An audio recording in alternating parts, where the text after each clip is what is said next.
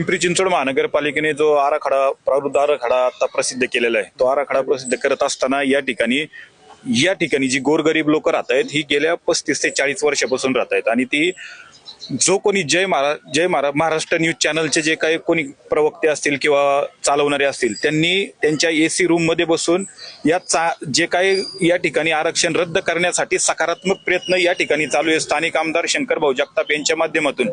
आज आपण पाहतोय परिस्थिती की पिंपरी चिंचवड महानगरपालिका असू द्या किंवा महाराष्ट्र शासनाच्या वतीने देवेंद्र फडणवीस साहेब असतील किंवा मोदी साहेब असतील, हे गरीबाला घर द्यायचा प्रयत्न करतायत आणि त्याचाच सकारात्मक प्रतिसाद म्हणून शंकर भाऊ जगताप यांनी आश्वासन दिलेलं आहे की बाबा या ठिकाणी विकास होणं गरजेचं जरी असलं तरी ही जी गोरगरीब जनता आहे यांच्या कुठल्याही घराला धक्का न लावता तो आराखडा रद्द करावा अशी भूमिका त्यांनी मांडलेली आहे आणि त्या भूमिकेला या सर्व लोकांचा पाठिंबा आहे। आम्ही सर्व आमच्या प्रयत्नातून हे सर्व करत आहोत।